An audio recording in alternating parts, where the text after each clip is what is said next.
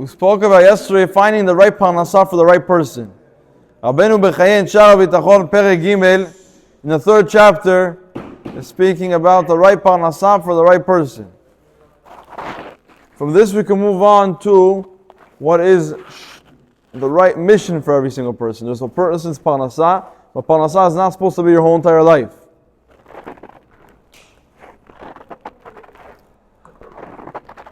Today we're standing in the day of Yud B'Tammuz. We're coming closer to the day of Yud Bet B'Tammuz. Yud Bet B'Tammuz is known for some congregations in the Jewish nation as Chag HaGeulah, as a redemption day. There was a rabbi, I saw a video yesterday from someone sent this to me of the Yanukah. If anybody heard of the Yanukah, the great Yanukah.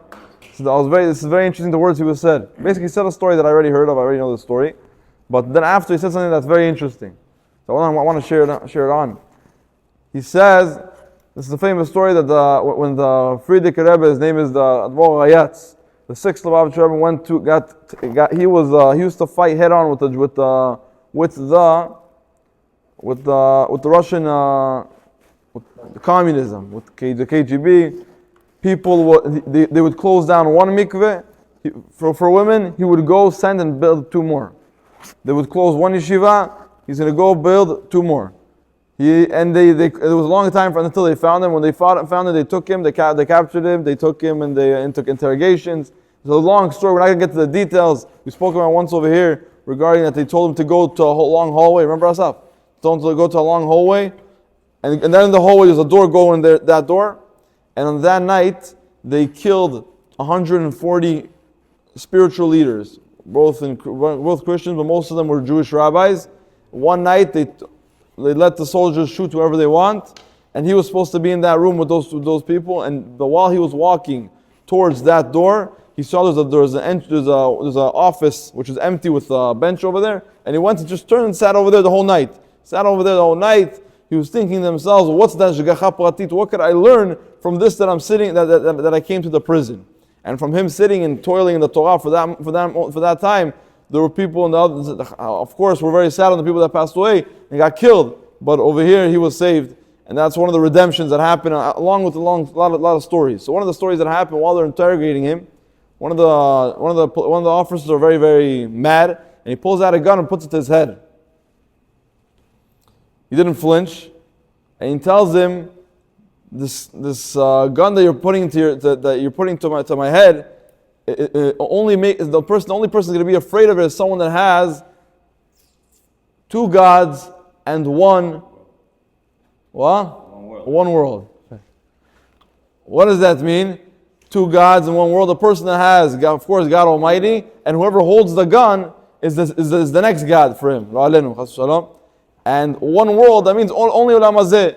But someone that has 2 worlds, that means Olam Hazeh and Olam Haba, and he has 1 God, HaKadosh Baruch Hu, he knows if his mission is over, HaKadosh Baruch Hu says it's over, and he has to go within, if it'll be from a gun or for something else. And it does not move me, this thing that you're holding, a metal object in front of my face. And he put the gun away. From this, Dainuka starts speaking. He said that it's a look in his picture is Gula Lerefuah. I never heard this before, but if the Yanuka says it, who am I to argue? That a picture of the 6th Lubavitcher Rebbe is Gula Lerefuah. Bottom line, that we're coming into the Chag HaGeulah, the Redemption Day, is a very, very great day for a lot of Jews that he saved their Judaism in Russia. It's known that they used to, imagine you sending a family, you're sending people, you're sending your students, and you know they're not coming back. You send them and that's it.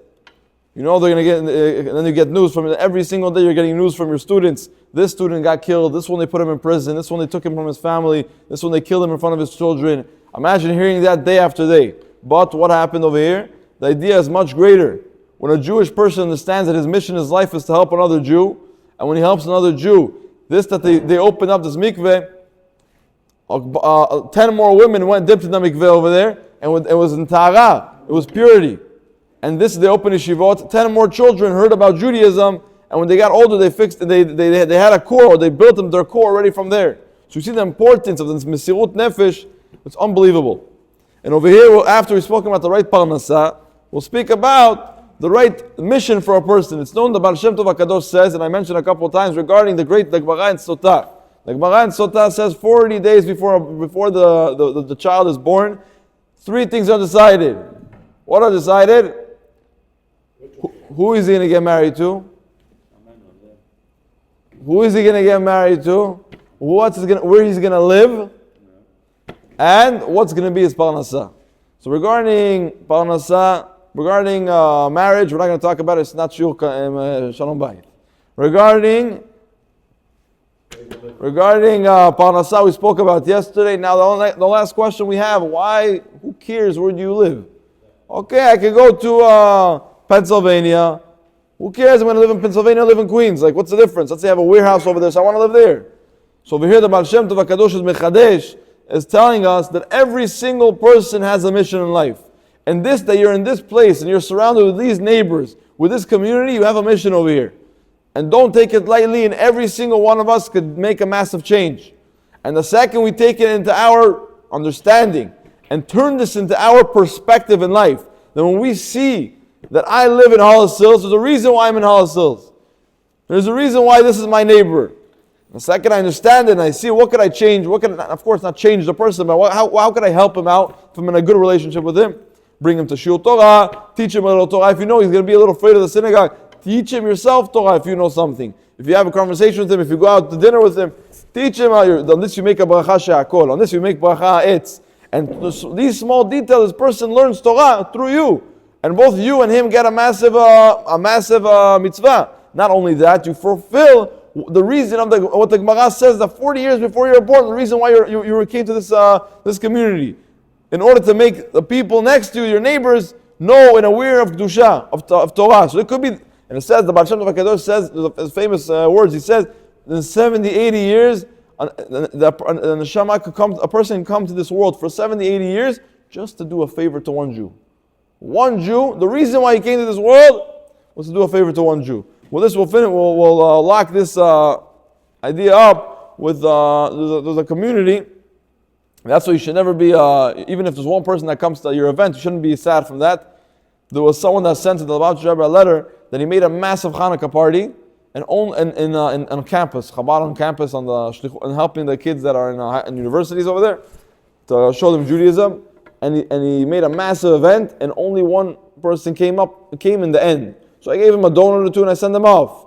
So he answers him, I'm very sad to hear what you wrote me in the letter, because usually people make massive events, 20 people come, and the real person you were supposed to touch, you're only supposed to touch one person. So now out of 20 people, you have to figure out which person you're going to give him the best motivation, is going to pick him up in Judaism, in Kedusha. But over here, they didn't give you 20 people. They gave you the one person you're supposed to work on, and you missed it because it's one person. It's not a massive quantity of people. The idea is the quality. So, B'ezrat Hashem, I see we're going to move on a little more tomorrow on the actual words of Benu B'Cheir regarding the shlichut, regarding the mission of every single person around where he's living, more in the Torah of Baal Shem Tov and the way of the perspective of Baal Shem Tov, the way he's seeing it in Judaism sees it. And B'ezrat Hashem, we're only going to hear good news, and on Tuesday is going to be the day when the Mashiach, and even before that, when Mashiach is going to come, we're going to be in the Beit HaMikdash, and we're not going to have to fast and read Megillat Echa on Tisha B'Av.